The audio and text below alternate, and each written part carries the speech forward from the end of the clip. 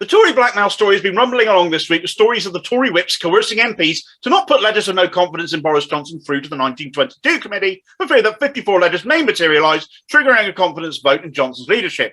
In fact, enough evidence of it has now been gathered that backbencher William Wragg plans to speak to the police on Monday regarding this matter, which, if proven, would be very serious indeed. And no matter what you might think of individual Tory MPs, if they've been lent on to the point that construction of new schools or bypasses, for example, hung in the balance depending on how they voted on completely different matters, such as Johnson's future, an accusation made against Gavin Williamson by Labour's new Tory MP Christian Wakeford, then we're living in a behind-closed-doors dictatorship where votes have essentially been gained from MPs at metaphorical gunpoint.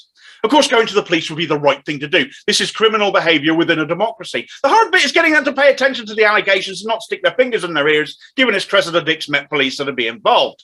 The most serious allegation of blackmail so far, however, seems to be centred on Islamophobia within the Tory party. Muslim Tory MP Nusrat Ghani has opened up that in February 2020, she was sacked as a transport minister after one of the party whips told her Muslimness was raised as an issue and that her Muslim women minister status was making colleagues feel uncomfortable. If true, this would be Islamophobic. She was also told the party was not racist, and as a Muslim Tory MP, she should defend her party more from such accusations, essentially holding her to a higher standard of loyalty to her party, which would also be Islamophobic.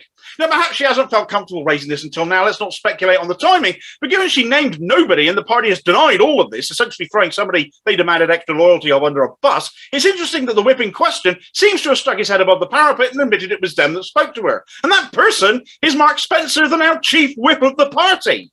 He considers the allegations defamatory, even though he named himself. How do you know it's you if you did nothing wrong, Mark?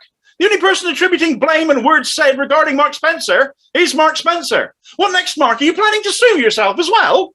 All of this casts a shadow over those other allegations of blackmail too, particularly since, if Mark Spencer's insistence that he is at fault for something that allegedly never happened, he as chief whip is now in charge of all the other blackmail cases. They clearly can't be happening either, or probably are, although they won't be anybody's fault unless Mark Spencer admits he did it.